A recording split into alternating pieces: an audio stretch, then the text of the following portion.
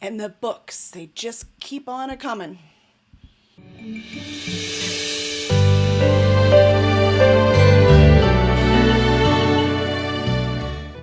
Hello, I'm Kelly Lynn Colby, Editorial Director at Cursed Dragon Ship Publishing. I am also a freelance editor, a writer, and a reader. Beginning of November, we've almost wrapping up the year on these catch-up book hauls. I don't know if I'll feel delighted or guilty when I go back over these. I suppose it'll depend on how many I've read. That'll be it. We'll see. All right, so let's just get started and see what I ended up finding. First Goodwill trip, I ended up with Marie Lu's Legend. I have not read this series yet. Pretty sure this is one of the game ones, right? It has a game element to it. Don't you love when they don't tell you anything about what the book's about? From different worlds, June and Day have no reason to cross paths until June's brother is murdered and Day becomes the prime suspect. In a shocking turn of events, the two uncover what has really brought them together and the sinister lengths to which their country will go to keep its secrets. That tells me nothing. I don't care. I want to read it. I don't mind not having a lot of information. It makes it more fun to me. Vera Wong's Unsolicited Advice for Murderers by Jessie Q. Sutanto. I've heard this was a really fun, cozy mystery kind of thing. So that'll be fun. We like our nosy old ladies, right? Right? I'm getting to nosy old lady territory. I'm looking for some comfort here, some acknowledgement, some confirmation of my usefulness as I become an old lady. Hey, at least I can read. The Bartimaeus trilogy. This is book 1 by Jonathan Stroud. It's The Amulet of Samarkand. I haven't heard anything about this one, but remember, if you've seen a few of these, then you'll know sometimes a book just is like, I'm going to try that one.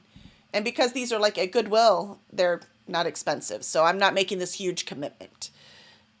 I did make sure this was book 1, and it says book 1 on it. Thank you, publisher. I much appreciate it. So I look forward to this one. It says it's a modern-day London run by magicians, a stolen amulet, a tale of intrigue, murder, and revenge. The first in the Bartimaeus trilogy. Sounds cool to me. Now for a series I've heard a lot about, Marissa Meyer Cinder. This I have not read yet. I've been wanting to read it. It has been on my list since 2016 on Goodreads to read.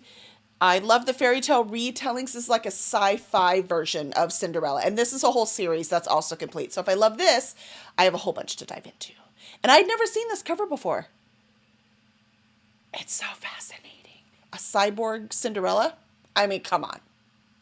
I want in. And these are ones I got from the library. The Hate You Give by Angie Thomas. I've heard mixed reviews on this, so I look forward to reading it and discovering for myself.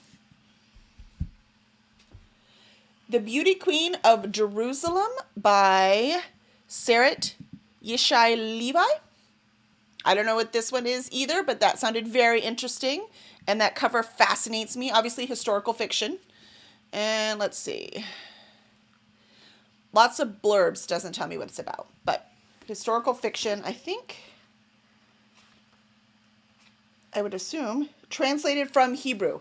And it's translated. So that's fascinating to me. I wish to explore such things. Translated is even more interesting to me, usually. A few months ago, I bought the first Finlay Donovan book at my local bookstore. She's an author who is, somebody mistakes her for an actual killer for hire, even though that's just a character she was writing. The book 2 was at the library. I was like, you know what? It's $2. Actually, I don't even think it was. I think it was $1. Whatever it was not expensive. So if I love the first book, I haven't invested too much. And what are the odds I'm going to find it again for $2? So I bought it. Look, this is reader logic. Okay? Reader logic. American Dervish by Aid Akhtar. So this one is a kid who grows up in the Midwest, I think. Pretty sure it was in the Midwest, but he's Muslim, so fitting in and his family and the ties pulled between two different worlds looks really interesting to me. So next is The Night Watch by Sarah Waters. I read Fingersmith a few years ago and adored it. I love her voice. I like the gothic feel of her books, and they are usually lesbian main characters, which is also I don't read enough of. So we'll see. It's hard to say no to these hardback library books. Next, while I was shopping, someone walked in and was like, here's a book donation. I was like, I'll take it. It is The Fountains of Silence by Ruta Sepetys. This is, again, another historical fiction. I've not read anything by this author, but I've seen this on many a bookshelf on a lot of the booktubers I respect. We'll give it a try. Finally, even though I did not enjoy Bel Canto by Ann Patchett, I can't seem to stay away from her. And this is Tom Lake by Ann Patchett. I am sure she is an extremely popular author. I find it hard to believe just because I didn't like one book. Even my favorite authors, usually there's a book I'm not fond of. That doesn't mean that that author isn't for me. So I want to give her another try.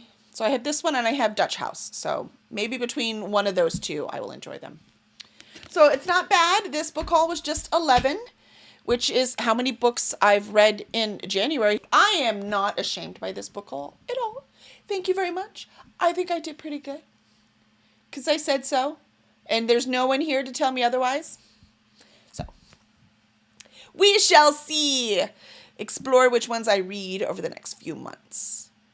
And I do have one November one left. That one, however, is a doozy. I might need an extra table in here. I mean, it was Black Friday and stuff, and then Small Business Saturday, and then I bought a lot of books, okay? I'm on a book buying ban now. I have not bought any in January. I've done so good. Yeah.